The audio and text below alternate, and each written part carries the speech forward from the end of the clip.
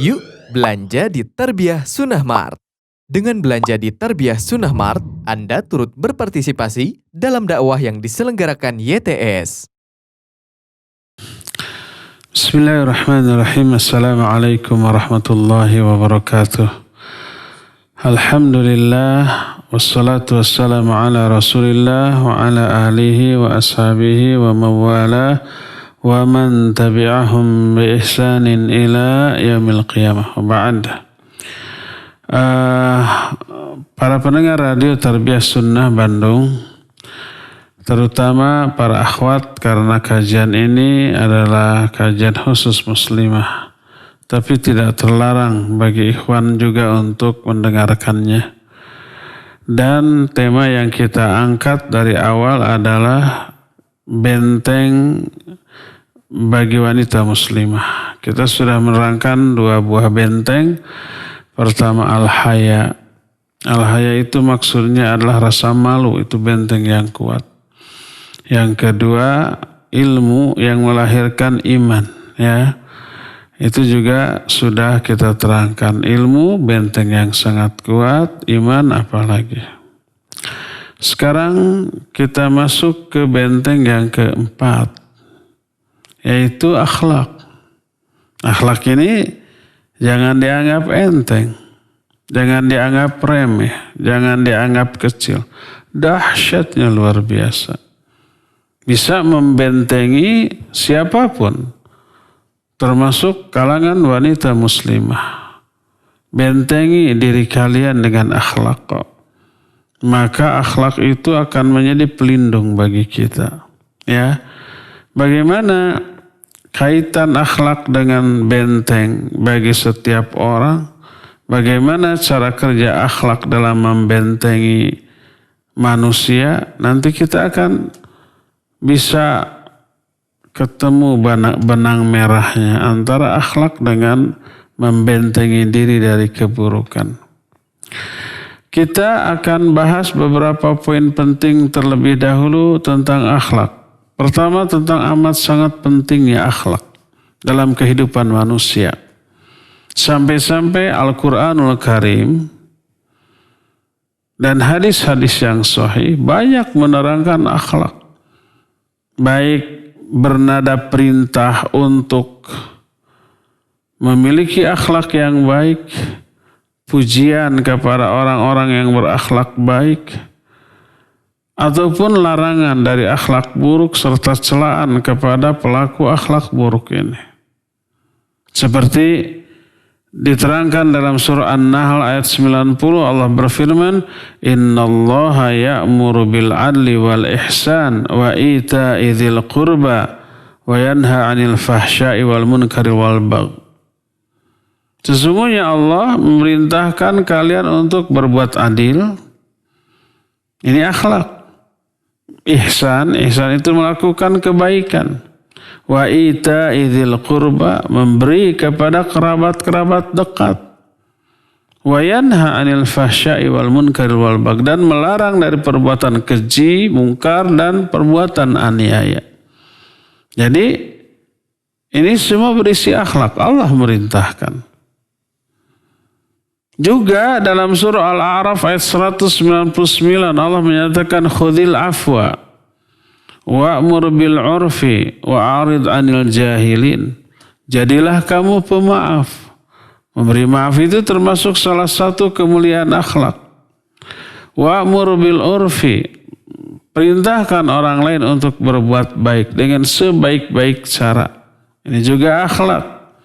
Wa'arid 'anil jahil, dan berpalinglah dari orang-orang bodoh. Jangan dilayani orang bodoh, ngajak debat gak akan nyambung.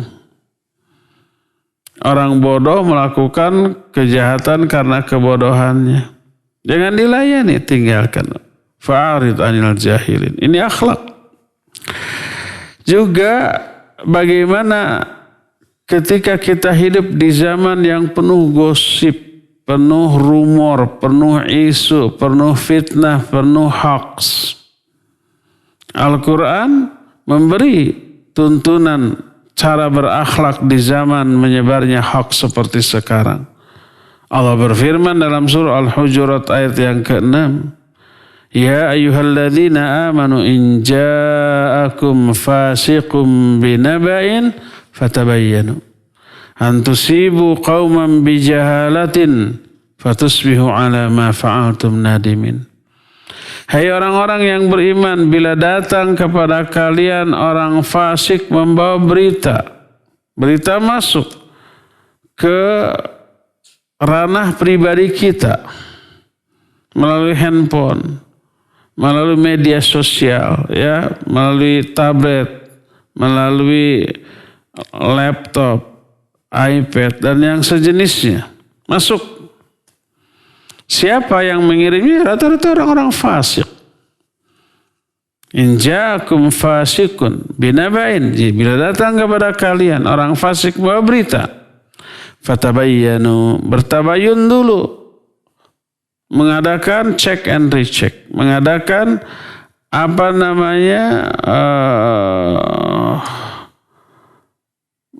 tabayun artinya mencari keterangan yang memastikan benar tidaknya berita tersebut.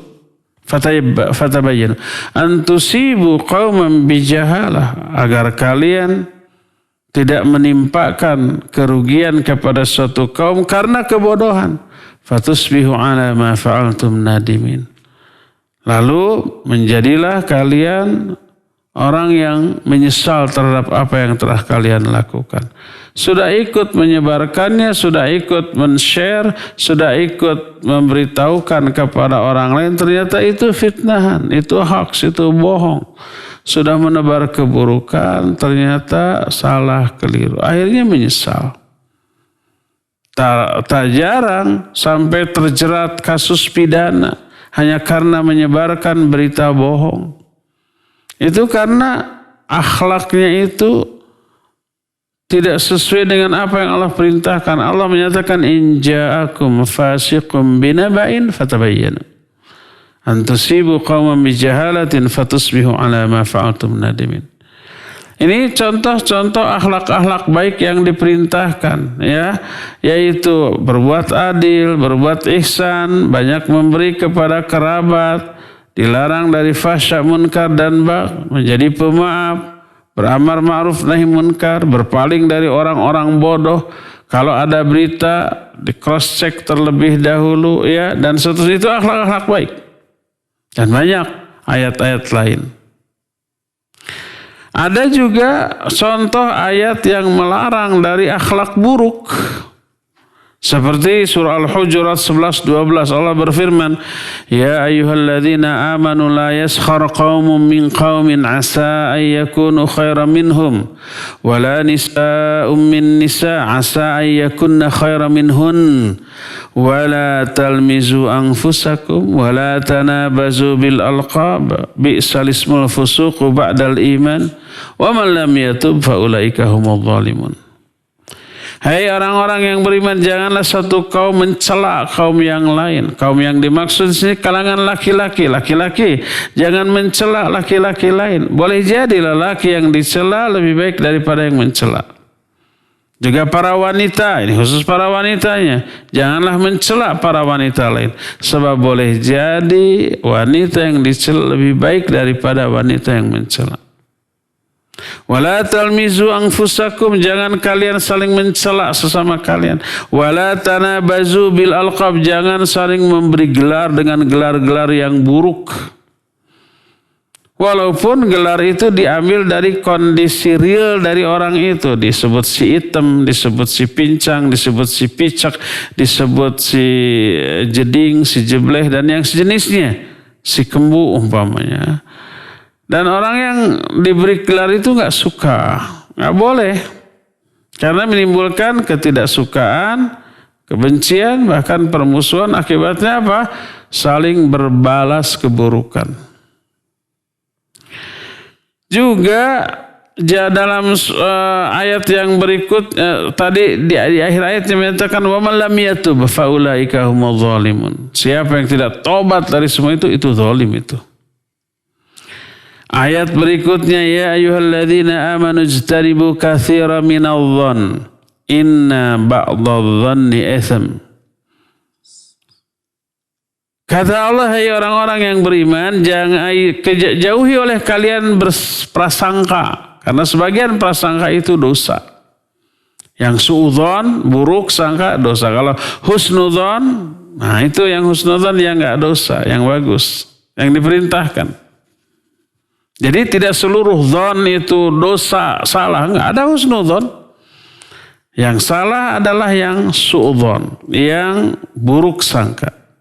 Wala tajassasu. Jangan tajassus, mengorek-ngorek, mencari-cari kesalahan orang lain, dibongkar untuk diekspos. Wala yaghtab ba'dukum ba'dha. Jangan sebagian kalian menggibahi sebagian yang lain.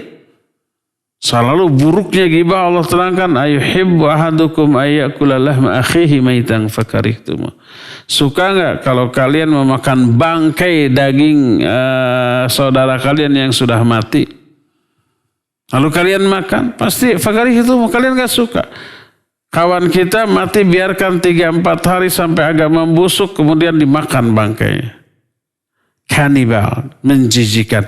Sejijik itulah gibah dalam pandangan Islam. Nah, ini contoh akhlak yang buruk dilarang dan dicela oleh Allah Azza wa Jalla. Dilarang saling menghina, dilarang saling mencela, saling merendahkan laki ataupun perempuan, dilarang juga saling memberi gelar-gelar yang buruk, dilarang suudzon, dilarang juga tajassus, mengorek-ngorek kesalahan orang lain, dan juga dilarang bergibah, saling menggibahi. Karena apa? Karena semua itu akhlak yang buruk. Ya. Dari sinilah kita bisa melihat perhatian yang besar dari Al-Quran terhadap akhlak. Akhlak yang baik untuk dimiliki, diperintahkan. Akhlak yang buruk untuk dijauhi. Karena itulah maka dilarang. Ya. Dan banyak lagi ayat-ayat lain. Yang isinya apa? Isinya memerintahkan kemuliaan akhlak, melarang keburukan akhlak. Hadis jauh lebih banyak lagi daripada ayat Al-Quran. Karena kalau ayat Al-Quran tidak sampai mencapai puluhan ribu ayat, cuma 6.000 sekian. 6.000 berapa? 6.320 ayat kira-kira, ya. Tidak sampai 6.600. Kalau hadis jutaan. Jauh lebih banyak termasuk tentang akhlak. Karena apa? Karena besarnya perhatian Al-Quran dan juga hadis yang sahih tentang akhlak ini. Intinya akhlak ini aplikasi daripada Al-Quran dan As-Sunnah. Semua yang ada dalam Al-Quran dilaksanakan. Kalau itu isinya perintah, kebaikan. Kalau isinya berupa larangan, dijauhi sejauh-jauhnya. Aplikasi dari pengamalan Al-Quran itulah akhlak. Nah, karena ketika Aisyah radhiyallahu anha ditanya kaifa kana khuluqu Rasulillah sallallahu alaihi wasallam, bagaimanakah akhlak Rasul sallallahu alaihi wasallam? Beliau menjawab kana khuluquhul Quran. Akhlaknya itu adalah Al-Quran. Oleh karena itulah maka akhlak ini sesuatu yang diperintahkan. Sebagaimana seorang sahabat namanya Abu Dzar Al-Ghifari radhiyallahu an datang kepada Nabi alaihi salatu wasallam lalu berkata, qala li Rasul sallallahu alaihi wasallam, telah berkata Rasul sallallahu alaihi wasallam kepadaku, ittaqillah haitsu ma kunta wa atbi sayyi'atal hasanah tamhuha wa khaliqin nas bi khuluqin hasan. Kata Nabi SAW kepada Abu Dzar Al-Ghifari, bertakwalah kamu kepada Allah dimanapun kamu berada, sedang apapun, di waktu kapanpun, dan menyendiri atau di tengah orang ramai, tetap takwalah kamu kepada Allah. Dan ikuti keburukan dengan kebaikan, maka kebaikan itu akan menghapus dosa keburukan tadi. Kalau kita sudah berdosa, umpamanya menggibahi orang tanpa terasa, terus kita kemudian sadar, aduh sudah menggibahi, maka tutup, ikuti dengan apa aja, sedekah, dengan baca Al-Quran, dengan banyak berzikir, ya, dengan berwudu, lalu salat 2 rakaat, salat syukur wudu. Maka semua itu akan menghapus dosa kesalahan tadi. Wa khaliqin nas bi khuluqin hasan. Dan berakhlaklah kamu kepada manusia dengan akhlak yang baik. Hadis ini diriwayatkan oleh Imam At-Tirmidzi juga oleh Imam Ahmad. Lalu berkata Imam At-Tirmidzi, hasanun sahihun. Hadis ini hadis yang hasan sahih. Dan hadis ini dihasankan oleh Syekh Al-Albani rahmatullahi alaih dalam kitab Sahih Al-Jami. Ya. Inilah bukti pertama tentang pentingnya akhlak. Sampai-sampai Al-Quran dan hadis banyak menerangkan tentang hal itu. Kedua, al-akhlaqul hasanah ahadu muqawimati syakhsiyatil muslim. Kedua, akhlak yang baik itu termasuk salah satu pilar dari kepribadian seorang muslim. Tiang dari kepribadian seorang muslim. Kita mengetahui tentang definisi akhlak. Dari definisi ini kita tahu seberapa penting akhlak itu. Definisi akhlak adalah suratul insan al-batiniyah. Gambaran batin manusia, itulah akhlak. Jama' akhlak itu. Mufradnya, singularnya atau tunggalnya disebut khuluq. Jamanya akhlak. Al-khuluq suratul insan al-batiniyah. Gambaran batin manusia. Itulah akhlak. Nah, umpamanya seseorang itu gampang tersentuh oleh penderitaan orang lain. Melihat orang lain menderita, dia berempati, ikut sedih, gitu ya. Itu akhlak, empatian. Lihat orang lain yang susah, dia sayang, cinta kepada mereka. Lihat orang yang beriman, karena keimanannya dia cinta kepada mereka. Itu akhlak, gambaran batin manusia. Lihat ada orang sibuk mengerjakan sesuatu sementara dia itu nganggur. Wah, langsung dia singkan lengan baju, dia bantu. Apa yang bisa saya kerjakan? Oh ini dibantu. Itu akhlak. Gambaran batin manusia. Kalau gambaran batin manusia itu melahirkan aksi. Aksinya pasti baik, perbuatan baik seperti menolong. Empati kepada orang lain, cinta sayang kepada orang lain, kemudian ketika orang lain yang disukai, yang dicintainya itu mengalami kesulitan, dia rogoh saku. Dia berikan bantuan. Jadi kondisi batin itu melahirkan aksi memberikan bantuan. Maka bantuan berupa amal nyata itu disebut dengan sebutan suluk. Akhlak melahirkan suluk. Akhlaknya adalah gambaran batin manusia. Suluk ini adalah aksi nyata yang lahir dari gambaran batin manusia tersebut. Ya, itu akhlak. Baik akhlak yang baik ataupun akhlak yang buruk. Akhlak baik melahirkan suluk dan muamalah yang bagus, yang baik. Akhlaknya buruk, umpamanya dia cuek, nggak peduli ke orang lain mau menderita mau tidak. Bukan masalah saya, itu urusan orang lain gitu ya. Diminta bantuan, nggak mau, ini uang saya. Nah, pelit. Akhlaknya, gambaran batinnya nggak peduli kepada sesama manusia. Lahirlah akhlak yang suluk yang buruk yang berupa perbuatan pelit tadi, ya, tidak peduli. Nah, jadi akhlak adalah suratul insan al-batiniyah, gambaran batin manusia. Manusia terdiri dari dua unsur, jasad dan ruh. Lahir ataupun batin. Sedangkan aspek batinnya itulah gambaran batin manusia itu yang disebut dengan akhlak.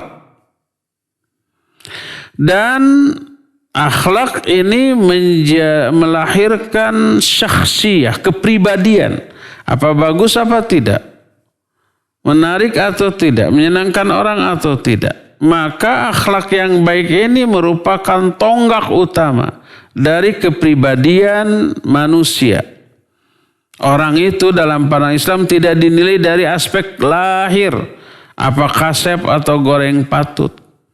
Apa dia tinggi ataukah pendek, ya? Apa dia kulitnya hitam ataukah putih ataukah bule atau sawo matang? Apakah dia kaya atau miskin? Tidak dilihat dari itu. Tapi dilihat dari amal. Dan amal ini cermin dari kondisi jiwa dia. Yang Allah lihat hatinya dan amalnya. Yang Allah lihat akhlaknya dan suluknya. Sebagaimana firman Allah Azza wa Jalla dalam Al-Quran dalam surah Al-Hujurat ayat 13. Ya ayuhan nas inna khalaqnakum min dzakari wa untha. Wa ja'alnakum syu'uban wa qabaila lita'arafu. Inna akramakum indallahi atqakum. Kata Allah, hai orang-orang beriman. Sesungguhnya, hai manusia, bukan yang beriman. Hai manusia, sesungguhnya kami telah menciptakan kalian terdiri dari laki-laki dan perempuan. Dan telah menjadikan kalian bersuku-suku dan berkabilah-kabilah, berbangsa-bangsa. Untuk saling mengenal. Inna akramakum indallahi atqakum. Tapi sesungguhnya orang yang paling mulia di sisi Allah adalah yang paling takwa. Takwa itu at-taqwa hahuna. Takwa itu di hati itu. Nah, bukan dari aspek fisiknya. Makanya Nabi SAW dalam hadis sahih riwayat Imam Muslim, dalam kitab Sahih Muslim dengan sanad yang sahih, beliau bersabda, innallaha la yanzuru ila ajsadikum wa la ila suwarikum walakin yanzuru ila qulubikum wa amalikum. Sesungguhnya Allah itu tidak melihat kepada jasad dan bentuk rupa kalian. Tidak akan perhatikan itu. Maknanya tidak memberi pahala, tidak menilai dosa karena kondisi fisik. Orang tidak akan berpahala hanya karena dia kasep atau gelis. Orang tidak berpahala hanya karena tubuhnya atletis, berotot, six packs gitu, enggak. Dan orang tidak berdosa karena goreng patut. Saya tahu dosanya gede, makanya goreng patut. Enggak. Orang juga tidak akan dianggap berdosa hanya karena dia itu badannya buncit, kayak samsak. Enggak. Walakin yanzuru ila qulubikum wa amalikum. Tapi yang Allah lihatlah hati dan amalnya. Kondisi hatinya tuh. Nah, kondisi hati ini melahirkan amal.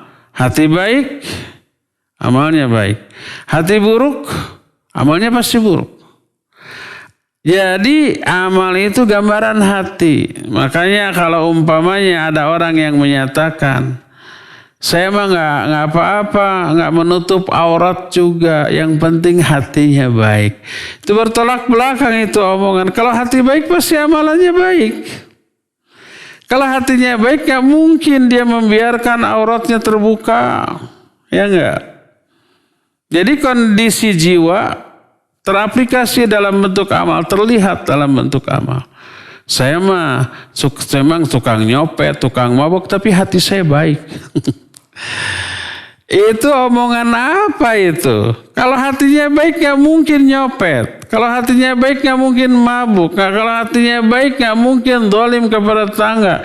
Saya mah memang suka ngeganggu tetangga, tapi hati saya baik. Itu omongan apa itu? Ya, bertolak belakang. Gak mungkin amal dengan hati bertolak belakang. Karena amal adalah gambaran hati. Ya. Dalam hadis lain Nabi SAW bersabda, la yantahiyanna aqwamun yaftakhiruna bi abaikum alladzina matu innamahum fahmu jahannam. Kata Nabi SAW,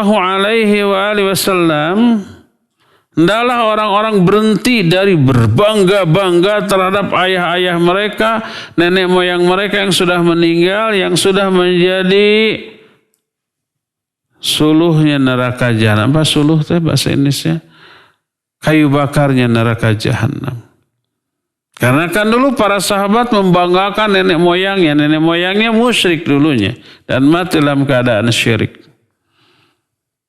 Berhenti kalian bangga-bangga dengan nenek moyang kalian yang sudah mati, yang sekarang sudah ada di neraka. Terus innallaha adhaba ankum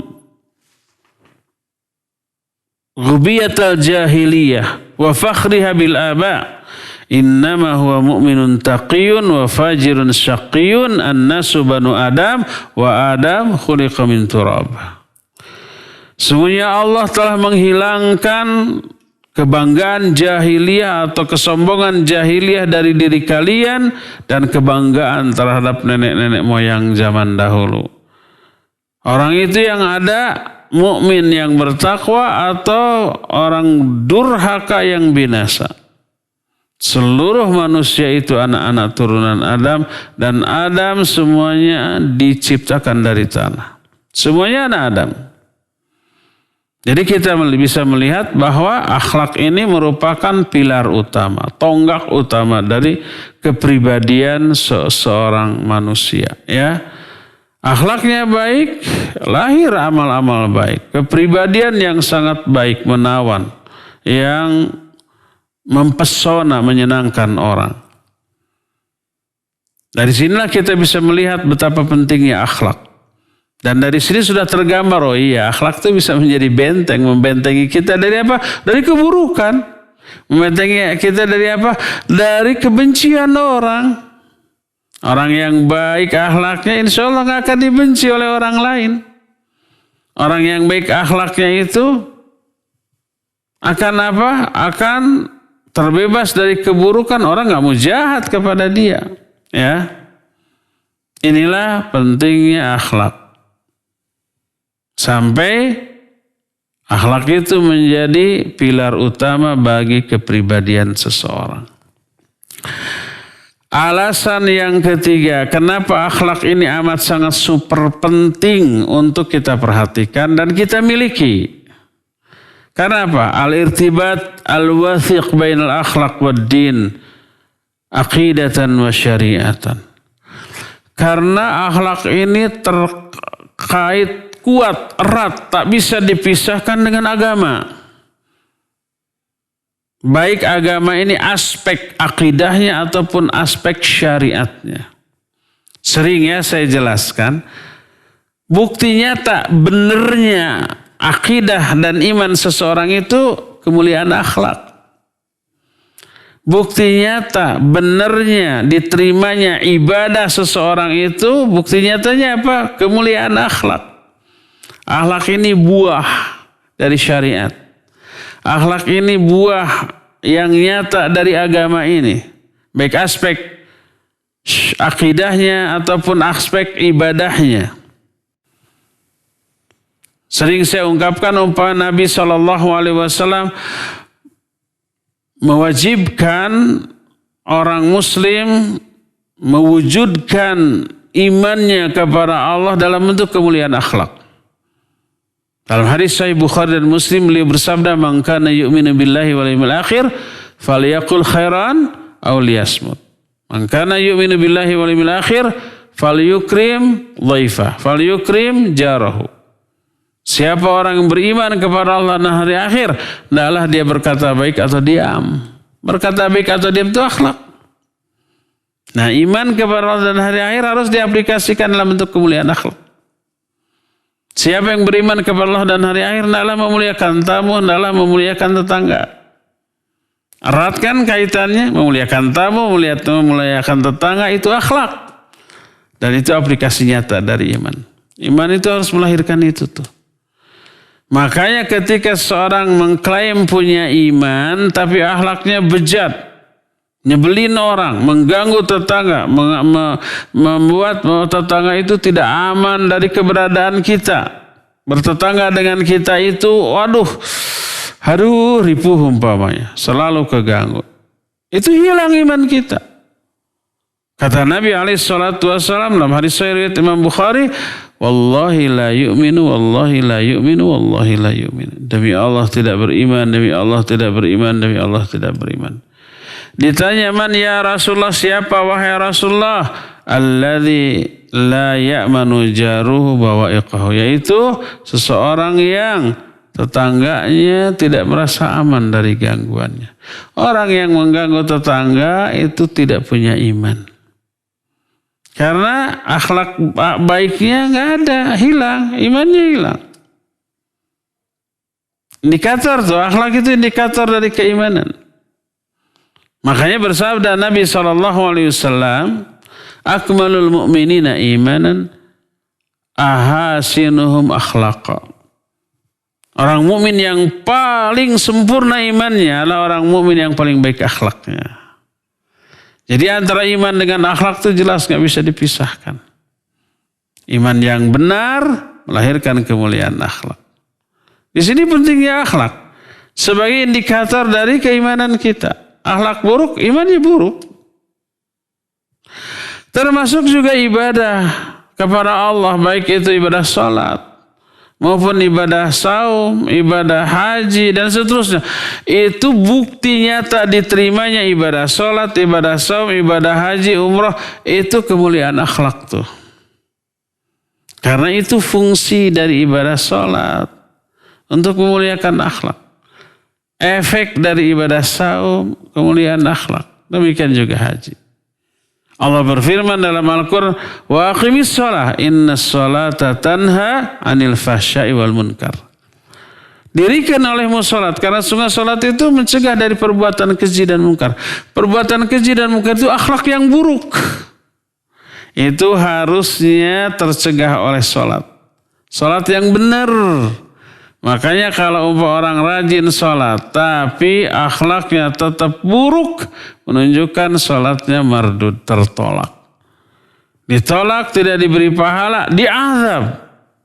Jangan dipikir kalau sholat asal sholat, tapi sholatnya itu umpamanya tidak benar. Sehingga apa? Sehingga tidak merubah akhlaknya. Akhlaknya tetap buruk. Jangan ada anggapan yang penting sholat, udah. Enggak, sholatnya harus membawa efek. Ketika sholat membawa efek buruk atau tidak merubah efek akhlak buruknya dengan sholatnya, tidak ada efeknya, sholatnya selain ditolak, orangnya diazab. Sebagaimana firman Allah Azza wa Jalla dalam Al-Quran, fawailul lil musallin alladzina hum an sholatihim sahun. Wahil itu bagi orang yang sholat. Celaka orang yang sholat. Sholat gimana? Orang yang lalai dari sholatnya. Maksudnya lalai dari hikmah sholat. Makanya pakai an. Seringkali saya ulang berkali-kali. Huruf an di dalam ayat ini maknanya adalah dia lalai dari tujuan sholat. Seusai sholat dia akhlaknya terpuruk. Seusai sholat dia tetap keji dan mungkar. Fawailul musallin. Jadi sholat dengan akhlak erat. Sampai para ulama menyatakan malam yantahu sholatuhu anil fahsya'i wal munkar lam yazdad minallahi illa bu'da. Siapa orang yang sholatnya tidak mencegah dia dari perbuatan keji dan munkar, maka orang itu tidak bertambah apa-apa dari Allah, hanya bertambah jauh, kecuali hanya bertambah jauh. Sholat untuk mendekatkan diri kepada Allah. Tapi karena sholatnya nggak benar, asal-asalan, dan efeknya tetap tidak ada gitu ya, tetap aja nyebelin, berbuat dosa maksiat setelah sholat, maka bukan taqarrub malah tabaun. Tabaun itu menjauh dari diri Allah SWT. Ya. Demikian juga saum. Nabi SAW menyatakan malam yada qawla zur wal amala bihi wal jahl falaysa lillahi hajatun fi ayyada ta'amah wa syarabah. Siapa orang yang saumnya tidak disertai dengan meninggalkan ucapan perbuatan yang sia-sia dan perbuatan yang bodoh gitu ya, Allah gak butuh kepada saumnya. Gak butuh terhadap perbuatan dia meninggalkan makan dan minum yang dilakukannya. Ditolak dan tidak dipahalai ya. Jadi kalau saum tidak melahirkan kemuliaan akhlak, saumnya tetap omongannya nyelekit, perbuatannya juga menyinggung, ya, seperti perbuatan orang yang bodoh gitu, maka saumnya tidak ada dampak, tidak ada efek, tidak ada athar terhadap pelakunya, maka ditolak. Demikian juga haji. dan amal-amal yang lainnya, ibadah yang lain, semuanya itu harus membuahkan kemuliaan akhlak. Yang menunjukkan amat sangat eratnya akhlak dengan akidah, dengan ibadah, dengan agama ini. Jadi intinya buah nyata dari agama ini kemuliaan akhlak, itulah intinya. Kalau akhlaknya buruk menunjukkan agamanya buruk. Pelaksanaan dia tentang agama itu buruk. Atau tidak dilaksanakan. Jangankan tidak dilaksanakan tapi asal-asalan, ya tidak ikhlas, tidak mutaba'ah, tidak khusyuk kalau mengharuskan kehusuan dalam ibadah itu. Buruk pokoknya kualitasnya. Ya lahirnya akhlak yang buruk. Jadi akhlak ini buah nyata dari agama ini. Dan disinilah kita melihat betapa pentingnya akhlak yang mulia bagi seorang muslim.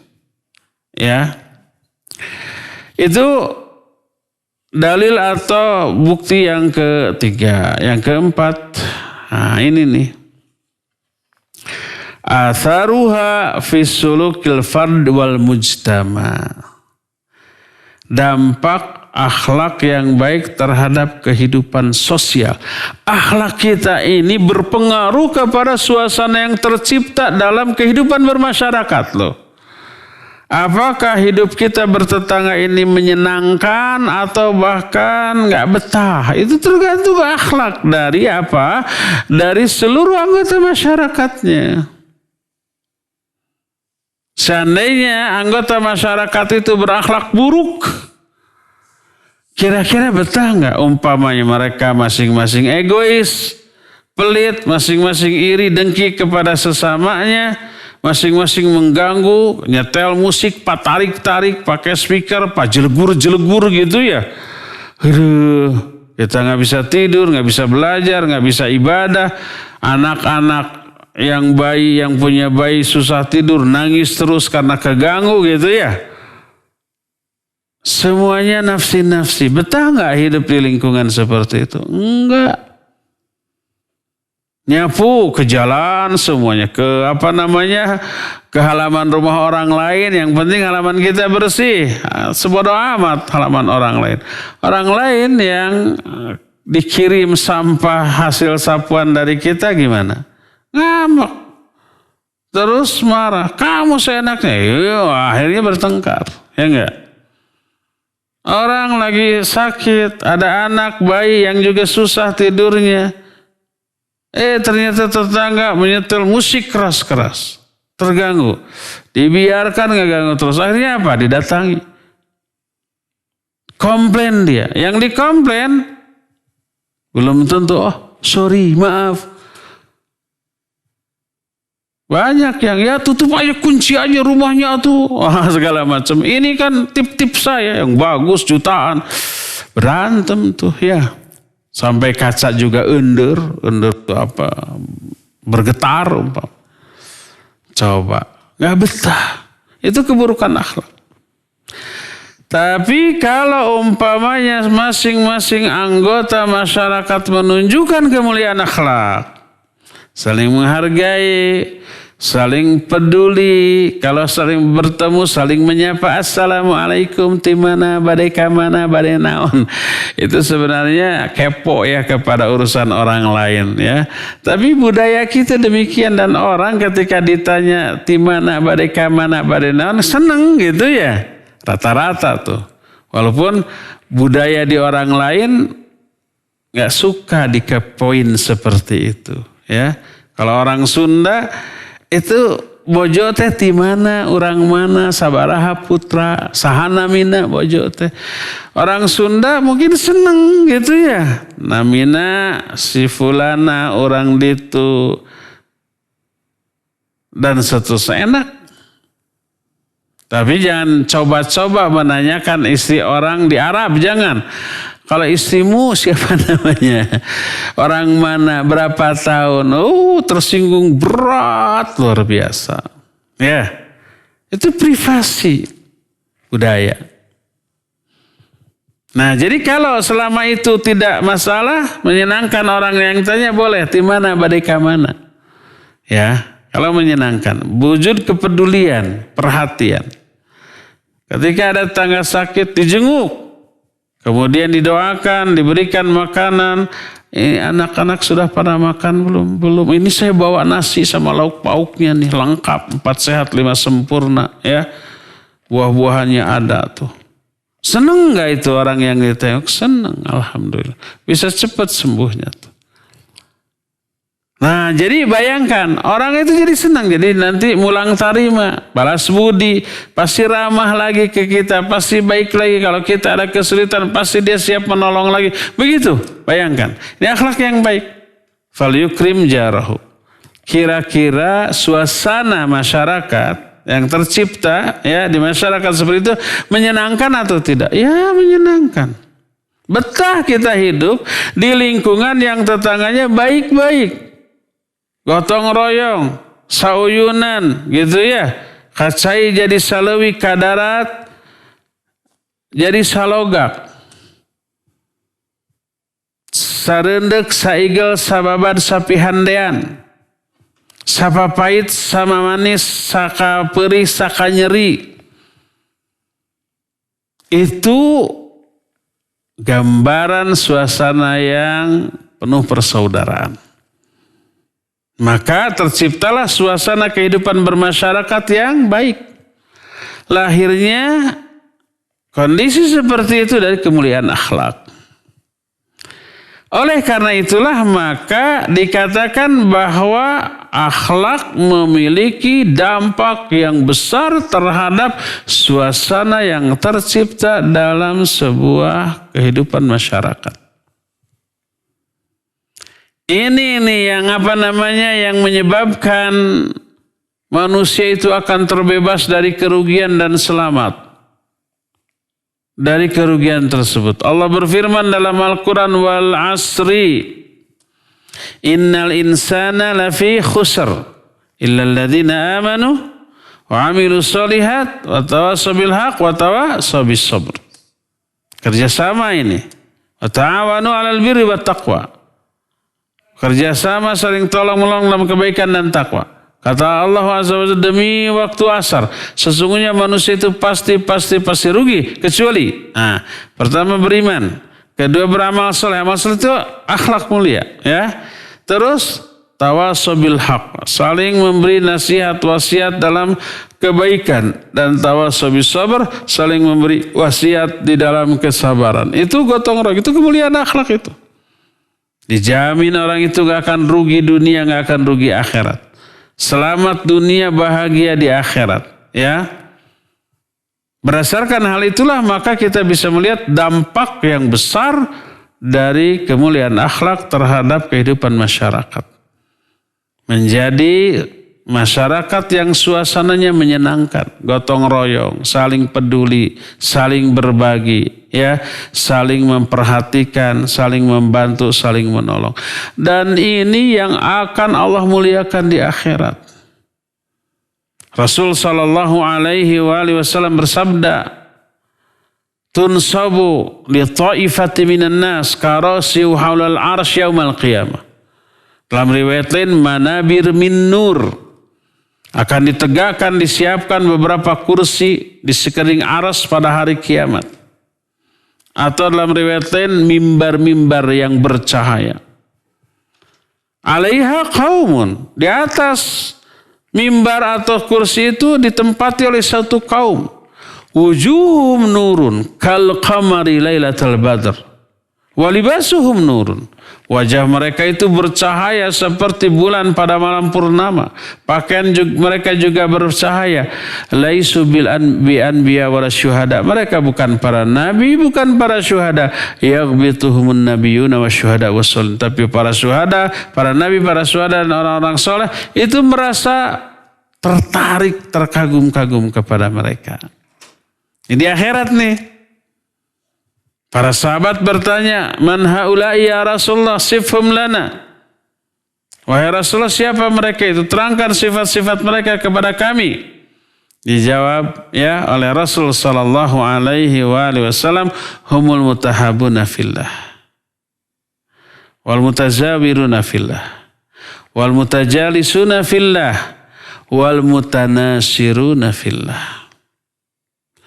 Mereka itu orang-orang yang saling mencintai karena Allah. Saling bermajlis, bermuamalah, bergaul karena Allah. Saling mengunjungi karena Allah. Dan juga saling menolong, membantu karena Allah subhanahu wa ta'ala. Jadi dampak akhlak yang baik di dunia itu berdampak kemuliaan kedudukan mereka di akhirat nanti. Coba, penting gak itu akhlak dalam kehidupan? Ya, super penting ya. Dari sinilah kita menganggap bahwa makarimul akhlak daruratu ijtimaiyah. Bahwa kemuliaan akhlak itu merupakan kebutuhan darurat bagi setiap masyarakat. Yang urgen, yang emergensi nih. Utuh tidaknya, solid tidaknya masyarakat itu tergantung dari akhlak dari setiap anggota masyarakat tersebut. Kalau baik, maka bakal solid. Kalau buruk, akan terpecah belah. Ya. Inilah dalil yang keempat dari pentingnya akhlak. Ya. Nah, dalil-dalil lain tentang pentingnya akhlak ini amat sangat banyak, tapi nanti kita akan bahas di pertemuan berikutnya. Untuk sekarang cukup sampai di sini, waktunya sudah pas 1 jam dan kita masih punya sisa waktu untuk bertanya jawab. Wassallallahu ala nabiyina Muhammadin wa ala alihi wasallam. Mangga. Syukran Ustaz atas penjelasannya mengenai akhlak ini yang sangat bagus dan menarik. Dan kami undang untuk semua para pendengar dan juga para pemirsa untuk bertanya secara langsung kepada Al-Ustaz melalui telepon di nomor 022-8686-2637 atau melalui pesan singkat di nomor 081122714776. Baik, sudah ada penelpon yang pertama, kita angkat. Halo. Halo Bapak Ibu. Assalamualaikum warahmatullahi wabarakatuh. Waalaikumsalam warahmatullahi wabarakatuh. Dari Ibu siapa, di mana Bu? Saya Diah dari Sukahaji. Barakallahu fiik Ustaz. Saya mau bertanya. Saya pernah mendengar sebuah hadis yang bunyinya kurang lebih siapa-siapa yang meninggalkan perdebatan, maka Allah akan bangunkan rumah di pinggiran surga. Dan siapa-siapa yang meninggalkan kebohongan atau berkata jujur, maka Allah akan bangunkan di tengah-tengah surga. Dan siapa-siapa yang berakhlak mulia, maka Allah akan bangunkan rumah di tingkat yang tinggi di surga. Bagaimana sanadnya hadis ini dan mohon penjelasannya Ustadz. Syukron. Jazakallahu khairan katsiran. Assalamualaikum warahmatullahi wabarakatuh. Waalaikumsalam warahmatullahi wabarakatuh. Oh iya, giliran. Kajian akhlak. Iya, barakallahu fuk Ibu Diah ya. Ya, hadis tadi benar sahih Ibu, ya. Dan itu salah satu dalil tentang keutamaan akhlak. Kita belum sampai pada pembahasan, nanti setelah kita menjelaskan pentingnya akhlak, bab berikutnya yang kita akan bahas adalah fadhailul akhlak, beberapa keutamaan dari akhlak. Salah satu keutamaannya orang berakhlak itu akan dibangunkan rumah yang paling tinggi di surga. Ya, siapa yang meninggalkan jidal, ya, walaupun dia benar, tapi yang penting argumen sudah sampai, selebihnya itu adalah hanya omong kosong lalu dia tinggalkan, walaupun dia benar. Maka Allah akan bangunkan bagi dia rumahnya di pinggir surga.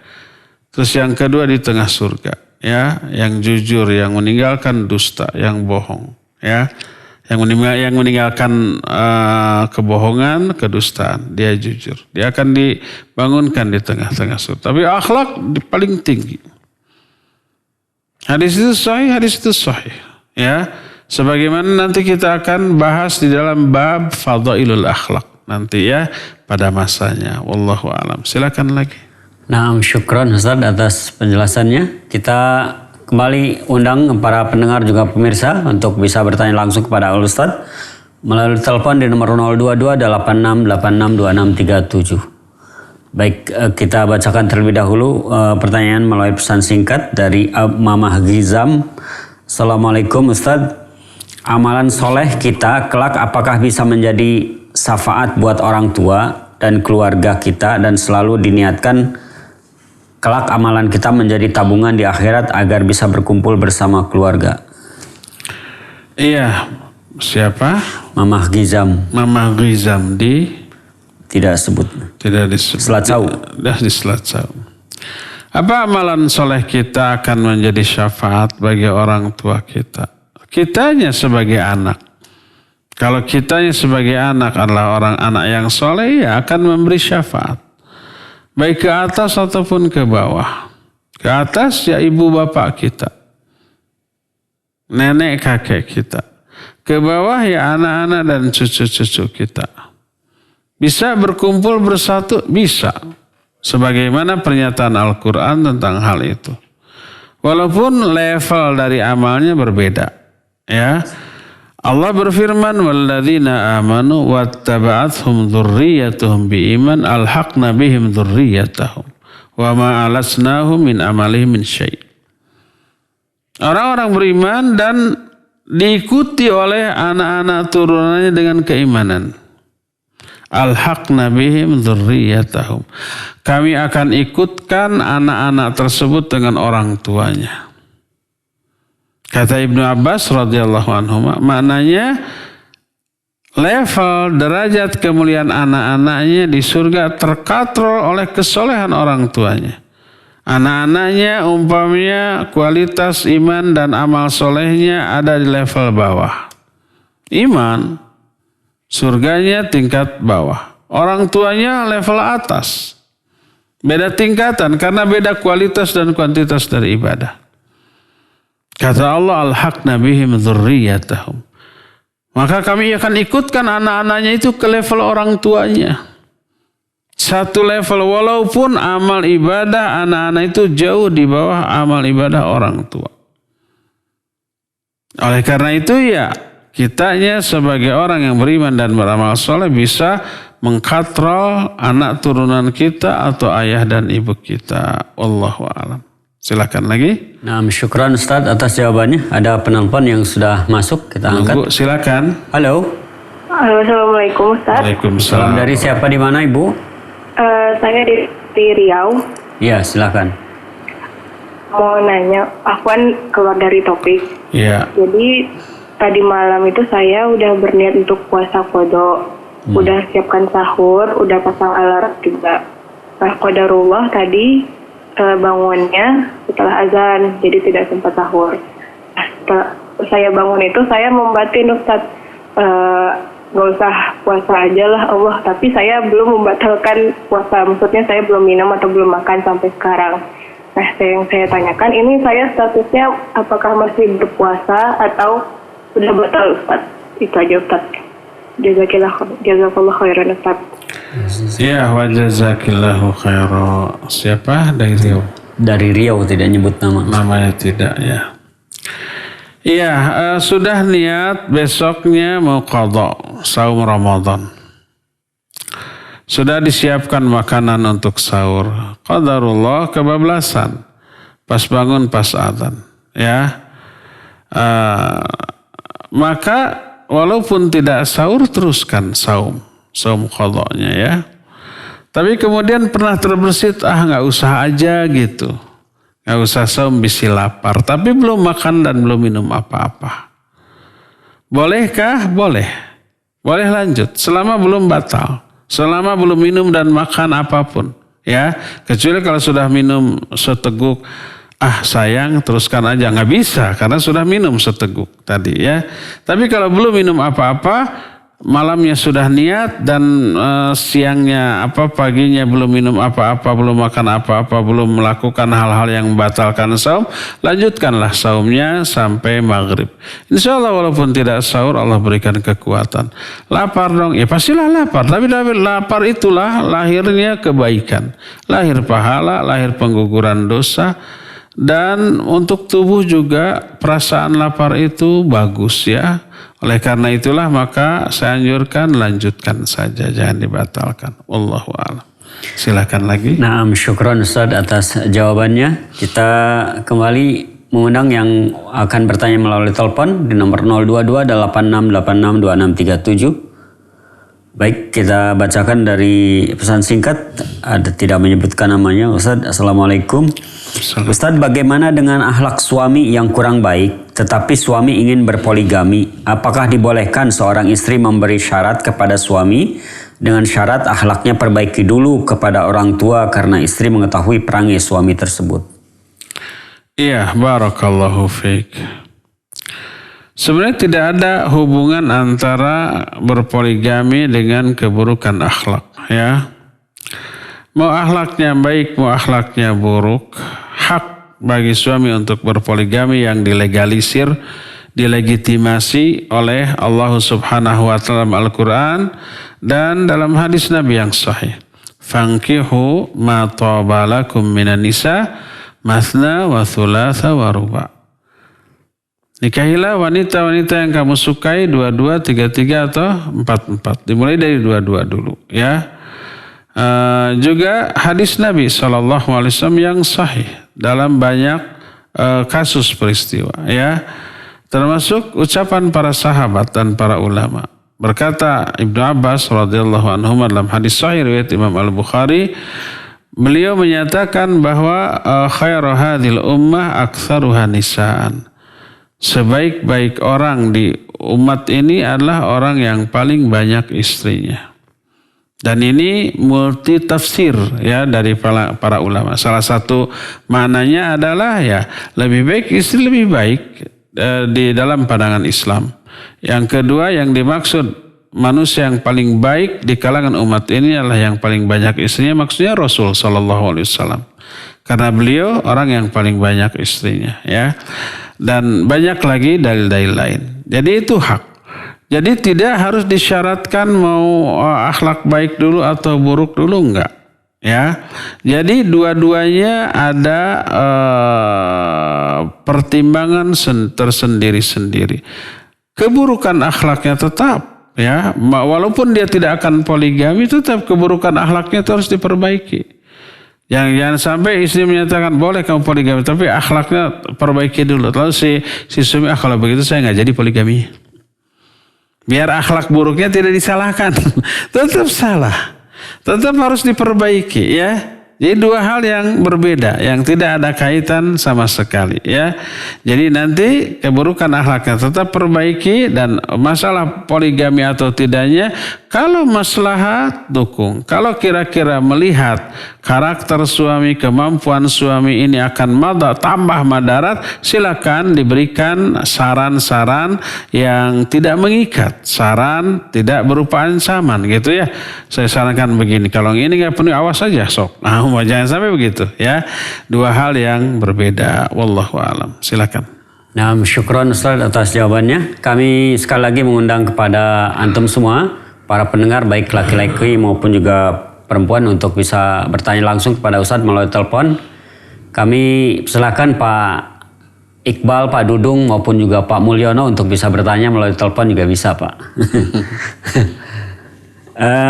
Melalui pesan singkat, saya Abu Ukasyah dari Pacet, Kabupaten Bandung.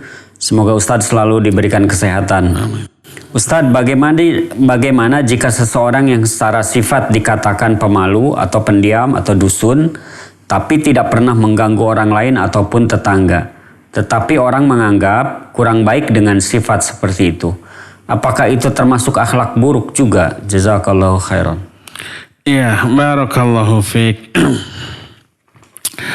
Ada orang pemalu dusunan, gak berani berbicara, tampil seperti itu, ya. Nah, kemudian dianggap buruk. Sebenarnya itu adalah hal yang bagus, karena pernah terjadi di zaman Nabi SAW. Sebagaimana nanti juga akan sampai pembahasan kita pada bab itu tentang beberapa jenis akhlak baik dan buruk, dan akhlak yang baik tapi dianggap buruk oleh orang, sebaliknya ada yang buruk dianggap sebenarnya akhlak buruk tapi dianggap baik oleh orang. Nanti kita akan sampai. Salah satunya adalah ini. Jadi orang pemalu, ya, orang tidak berani berbicara. Dan ini kata Nabi SAW baik. Ketika ada seorang sahabat melihat keponakannya seperti itu, lalu dimarahi, kamu harus tampil, kamu harus banyak bicara. Kata Nabi SAW, tidak ada salahnya dia dengan kebiasaannya, biarkan, karena sesungguhnya ini adalah satu kebaikan. Jadi ini termasuk salah satu sifat atau akhlak yang dianggap buruk oleh orang tapi dianggap baik oleh syariat. Nanti kita akan ambil contoh-contoh lain ketika kita sampai pada bab tersebut ya. Wallahu a'lam. Silakan lagi. Nah, syukran Ustaz atas jawabannya. Ada pertanyaan dari hamba Allah di Bandung. Ustaz, afwan, ada beberapa doa untuk anak yang saya dapatkan dari grup. Apakah doa ini sesuai dengan petunjuk Rasulullah dan bisa saya amalkan? Allahumma ij'al auladana kulluhum solihan wa ta'atan wa umuruhum tawilan warzuqhum wasi'an wa aquluhum zakiyan wa qulubuhum nuran wa ulumuhum kathiran nafi'an wa jasaduhum sihhatan wa afiatan. Demikian Ustaz, mohon penjelasannya. Jazakallah khair. Tulisannya Arab atau Latin? Latin. Dari aspek lafadznya juga banyak salah, keliru ya. Allahumma ij'al, harusnya kesananya maf'ulun bi kemudian mansub. Allahumma ij'al auladana kullahum, bukan kulluhum ya. Terus jasadahum, bukan jasaduhum. Tadi di sana semuanya rafa, pakai dhammah, harusnya pakai jabarnya naun fathah gitu ya. Itu bukan dari Rasul sallallahu alaihi wasallam. Walaupun isinya bagus, boleh, nggak apa-apa. Doa itu boleh kita baca di dalam doa-doa kita karena isinya bagus, isinya lengkap. Tapi jangan dianggap sunnah lafaz doanya dari Nabi SAW. Itu bukan dari Nabi SAW. Kalau itu adalah isi doa yang kita ungkapkan sebagai orang tua kepada anak-anak kita. Boleh ya, baik dengan bahasa Arabnya atau dengan bahasa kita. Kalau kita berdoa, ya Allah jadikan anak-anak saya semua anak-anak yang soleha, sehat-sehat, pintar-pintar, bager-bager gitu ya. Boleh nggak? Boleh pakai bahasa kita. Ya, apalagi bahasa Arab. Wallahu a'lam. Nah, syukran Ustaz atas jawabannya. Ada pertanyaan kembali dari hamba Allah, namanya P, umur 18 tahun, di Banyuwangi, Jawa Timur. Belum bekerja. Assalamualaikum Ustaz, saya ingin bertanya, maaf jika keluar tema Ustaz. Yang pertama, bagaimana hukum bekerja di supermarket dan di tempat di dalamnya memutar musik? Dan bagaimana jika bekerja menggunakan fasilitas yang haram dari orang tua karena terpaksa tidak memiliki fasilitas selain itu seperti sepeda motor? Terus pertanyaan keduanya, Ustadz, saya pernah membeli barang di tempat yang ingin saya lamar dengan menggunakan uang haram dari orang tua saya. Apakah haram jika saya bekerja di tempat tersebut? Mohon pencerahannya Ustadz, karena saya saat ini ingin mencari pekerjaan yang halal insyaallah. Jazakumullahu khairan Ustadz. P. Satu huruf. Iya. Atau P? Enggak, P saja. Inisial berarti ya. Iya, barakallahu fiik. Pertama, kalau kita sudah kerja di sebuah tempat, minimarket, supermarket atau toko, lalu di sana ada musik disetel, ya, kita bisa usul ke siapa? Ke orang yang berwenang untuk tidak menyetel kaset tersebut, musik tersebut. Apalagi kalau kita yang punya wewenang di sana, ya udah matikan saja, gitu ya. Itu pertama. Usulkan dulu. Kalau mereka bertanya, ya jawab aja yang bisa masuk akal mereka. Liur lah gitu, pusing, puyeng gitu. Harus konsentrasi, mengganggu obrolan transaksi dengan konsumen. Jadi harus teriak-teriak, mengganggu, dan belum tentu semua konsumen nyaman dengan lagu atau musik tersebut. Berikan argumentasi. Itu yang pertama. Kedua, boleh nggak memakai motor haram? Saya tidak tahu yang dimaksud motor haram itu apakah hasil curian atau gimana. Kalau yang dimaksud motor haram tersebut dia kredit, yaitu dengan ada unsur bunganya, status kita meminjam motor atau orang lain meminjam. Dan diizinkan secara ridho oleh si pemiliknya. Apakah si pemiliknya ini memiliki motor itu dengan cara yang halal atau haram, itu urusan dia. Adapun kitanya sendiri sebagai peminjam statusnya yang tidak menjadi pemilik dan tidak memiliki wewenang full atas motor itu, nggak bisa dijual, nggak bisa direntalkan gitu ya. Tapi hanya pinjam saja, maka boleh, tidak haram. Itu boleh. Urusan di motor itu dengan pemiliknya. Demikian juga umpamanya dia membeli dengan uang haram Maksudnya uang haramnya itu tidak jelas. Apakah uang haram itu maksudnya adalah hasil mencuri, hasil korupsi, orang tuanya itu umpah pejabat, lalu dia tahu benar bahwa dia korupsi gitu, atau ayahnya ini pegawai bank gitu, dan seterusnya ya. Lalu dikasih uang. Ini pernah ditanyakan kepada para ulama. Di antara Syekh Al-Albani rahmatullahi alaihi pernah ditanya oleh seorang anak yang ayahnya penarik pajak. Nah, bagaimana dengan dia yang masih full 100% disubsidi oleh ayahnya? Maka dijawab oleh beliau, ambil seperlunya, jangan lebih, ya. Nah, kalau dia bisa mandiri. Kalau masih belum bisa mandiri, belum bekerja karena tidak memungkinkan, aturan negara itu tidak memungkinkan pelajar untuk bekerja dan seterusnya, umpamanya tidak dapat uang dari pekerjaannya, murni 100% subsidi dari orang tuanya, ambil seperlunya, ya, jangan berlebih dari hal itu. Oleh karena itulah maka berbeda dengan apabila kita yang meraih uang itu, memperoleh uang itu dengan cara haram, maka tidak boleh kita gunakan. Kita kembalikan kepada yang berhaknya. Tapi kalau ada orang lain yang memiliki penghasilan yang nyata-nyata haram, lalu orang itu memberi kepada kita, itu lain perkara. Karena apa? Sampainya uang itu kepada kita melalui proses hibah. Dan hibah adalah boleh. Sebagai contoh umpamanya kita noko nih. Datang pegawai bank, murni dia dapat gaji dari bank. Beli barang ke kita, ya. Beli apa contohnya? Beli kue, roti, saya lapar nih. Nih uangnya. Boleh nggak kita terima? Ya boleh kita terima. Karena sampainya uang itu ke kita melalui proses yang halal, yaitu jual beli. Roti itu haram bagi dia karena dia membelinya dari uang haram. Tapi uang yang sampai kepada kita dari dia halal karena melalui proses yang halal. Prosesnya apa? Jual beli, dan jual beli dibolehkan dalam Islam, halal, ya. Nah, jadi lihat, jangan sesaklek itu, ya. Apakah uang haramnya? Karena tadi tidak jelas. Pokoknya sampainya uang itu ke kita melalui proses yang halal, baik jual beli, hadiah atau upah. Kita umpamanya bekerja lalu dikasih upahnya itu dari uang haram yang dia miliki gitu. Tapi kita memperolehnya melalui proses upah atas kerja kita, halal bagi kita, ya. Wallahu a'lam bishawab. Silakan lagi. Nah, syukran Ustaz atas penjelasannya. Pertanyaan selanjutnya, Bismillahirrahmanirrahim. Semoga Ustaz dan seluruh yang mendengarkan senantiasa Allah inginkan kebaikan. Amin. Berkaitan dengan akhlak bagi kami para penuntut ilmu, mohon penjelasannya bagaimana batasan akhlak terhadap para pelaku bahkan ahli bid'ah. Khawatir ternyata melampaui batas. Jazakallahu khairan Ustaz.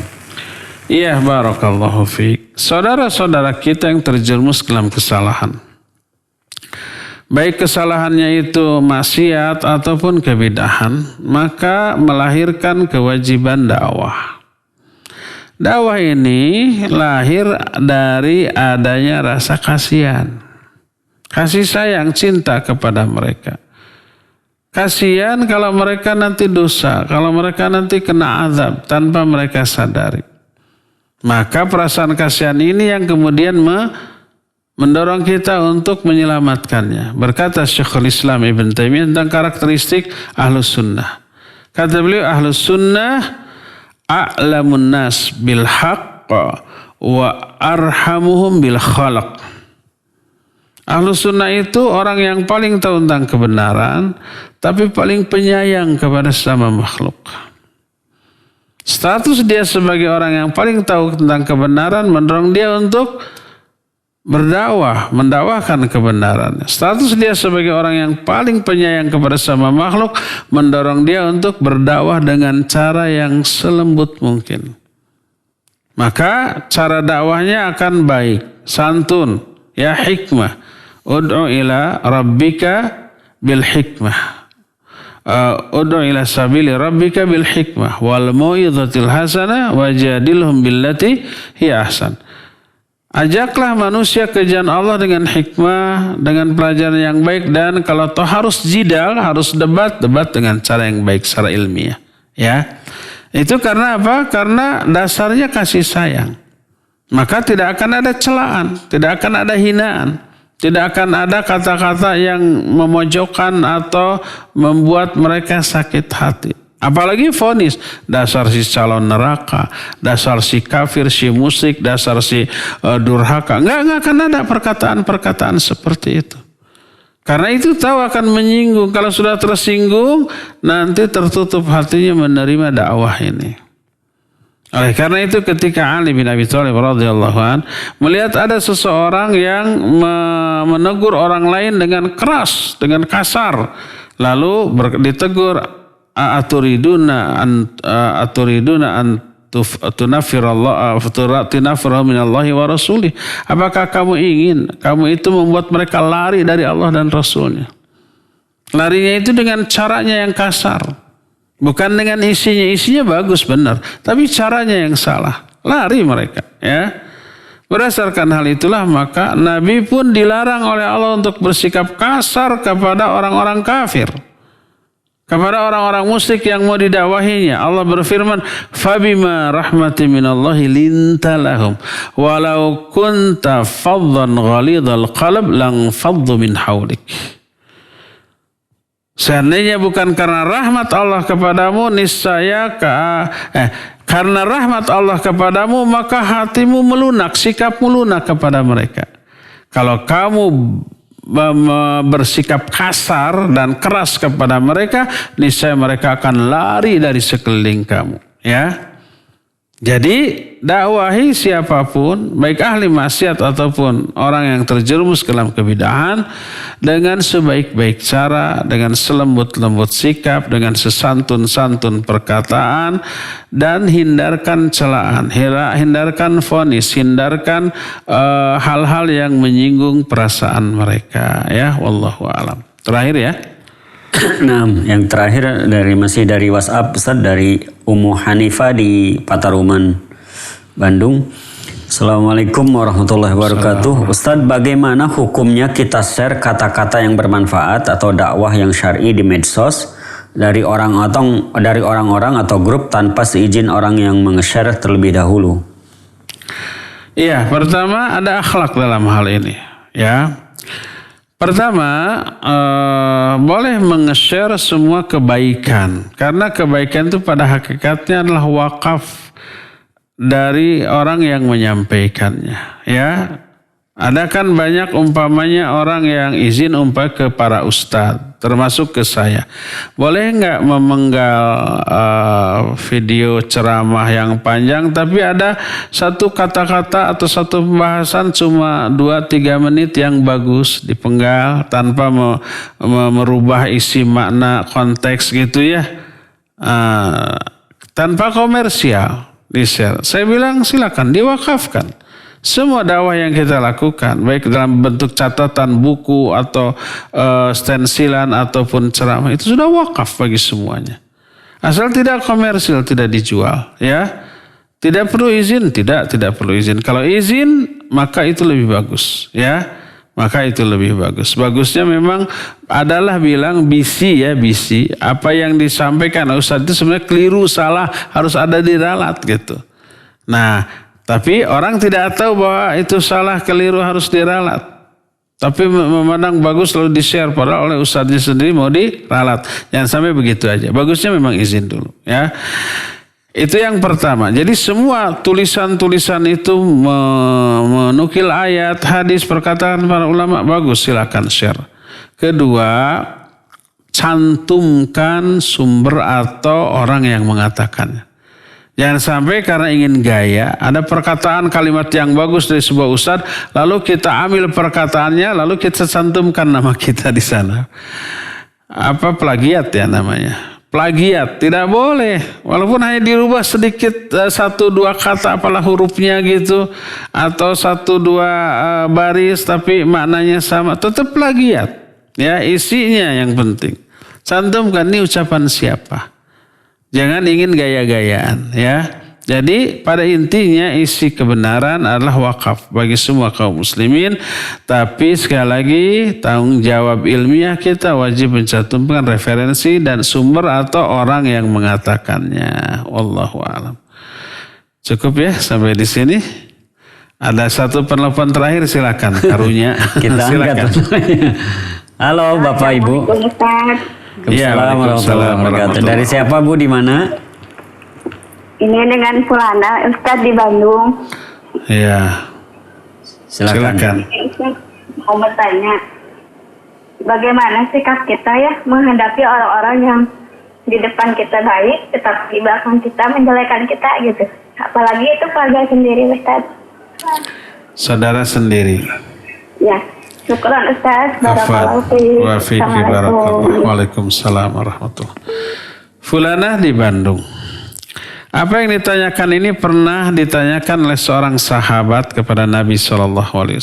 Ya, kata sahabat itu, ya Rasulullah, saya punya saudara-saudara kerabat. Saya tetap menjalin silaturahmi kepada mereka, tapi mereka memutuskan silaturahmi. Ya, saya tetap berbuat kebaikan kepada mereka sekalipun mereka berbuat keburukan kepada kita. Jadi terang-terangan itu mah. Kalau tadi kan Fulana menyatakan saudara itu nggak budi ucing. Nggak budi ucing itu berkarakter seperti apa? Seperti kucing. Di depan baik, di belakang menjelek-jelekan. Iya, kucing gitu-gitu. Ya, jadi kucing kalau kita makan ada daging, ada ikan gitu ya. Kucing ada di sana cuek kayak nggak butuh gitu ya. Baik kelihatan. Kita pergi sebentar ke dapur ngambil sesuatu, ngambil air, pas datang lagi kucingnya sudah nggak ada, ikannya sudah nggak ada. Itu disebut apa? Nggak budi kucing gitu ya. Nyuri di belakang kita. Maka apa kata Nabi SAW? Tetaplah kamu dalam kebaikanmu. Kebaikan yang kamu lakukan menuai pahala bagimu. Keburukan yang mereka lakukan kepadamu menggugurkan dosa-dosa kamu. Jadi kita double tuh. Kebaikan dapat, pahala dapat, dosa kita gugur. Ketika saudara kita menjelek-jelekan kita, jangan dianggap itu kerugian begitu. Itu untung, wallahi itu untung. Tidak ada aspek kerugian sedikit pun. Ya, apa untungnya? Dosa kita gugur, pahala kita nambah. Ya, kalau dia menjelek-jelekan, menggibahi, memfitnah kita di belakang, itu hakikatnya sama dengan begini loh. Sini mana dosa-dosa kamu saya pikul, saya tanggung nih, pahala saya berikan kepada kamu. Itu gambaran orang yang zalim kepada orang lain. Siapa yang untung? Yang untung yang dizalimi. Siapa yang rugi? Yang rugi itu yang zalim. Langsung saat itu dibalas oleh Allah. Diperhitungkan oleh Allah ya. Dikalkulasi langsung oleh Allah Subhanahu wa ta'ala. Begitu seseorang memfitnah kita, menggibahi kita atau berbuat zalim kepada kita, saat itu langsung dosa kita dikurangi, di-offer ke dia, pahala dia di-offer ke kita, dan kalau kita mendoakan keburukan kepada dia pasti akan kena. Jadi siapa yang untung? Kita yang untung, yang dizalimi, yang difitnah, yang digibahi, yang dijelek-jelekan. Dia rugi-rugi. Maka untuk apa kecewa? Untuk apa marah? Untuk apa tersinggung? Ya. Tapi kan khawatir nanti orang-orang jadi ikut menghinakan kita. Jangan khawatir. Hina atau mulianya seseorang itu karena dihinakan atau dimuliakan oleh Allah, bukan oleh sama manusia. Walillahil izzatu walirasulihi walil mu'minin. Kemuliaan itu milik Allah, milik Rasulnya, dan milik orang mukmin. Wa tu'izzu man tasya wa tudhillu man tasya. Engkau memuliakan siapa saja orang yang ingin kau muliakan, dan engkau menghinakan orang yang ingin engkau hinakan. Hina atau tidaknya itu di tangan Allah Azza wa Jalla. Walau semua orang menghinakan kita, Allah akan memuliakan kita, ya. Dan umumnya secara psikis, kalau ada orang dizolimi oleh orang lain, umumnya manusia simpati kepada orang yang dizolimi dan antipati kepada orang yang menzoliminya. Jadi yang dibenci yang zolimnya, yang gibahnya, yang fitnahnya. Kalau umpamanya ada orang menggibahi kita, ya, di belakang kita, dia berbicara kepada 10 orang. Yang 10 orang itu pasti enggak menyukai si penggibah, enggak. Dia mikir hatinya, ini orang kok menjelek-jelekan orang lain ya. Sebel, saya mah enggak suka kepada, kan gitu ya. Kasihan ya si itunya digibahi terus, difitnah terus, dizolimi terus tuh. Kita malah yang mendapat empati dari orang lain. Nanti mereka akan mikir, dia ini menggibahi saudaranya, apalagi saya, pasti saya juga digibahi oleh dia di belakangnya. Nah, gitu nanti, ya. Jadi jangan khawatir terhadap hal itu, tetap doakan kebaikan dan tetap optimis dan bahwa hal itu menguntungkan kita dan sedikit pun tidak merugikan kita, ya. Oke, cukup sampai di sini. Insyaallah kita akan jumpa sebulan yang akan datang. Subhanakallahumma bihamdik asyhadu an la ilaha illa anta astaghfiruka wa atubu ilaik. Walhamdulillahirabbil alamin. Wassalamualaikum warahmatullahi wabarakatuh.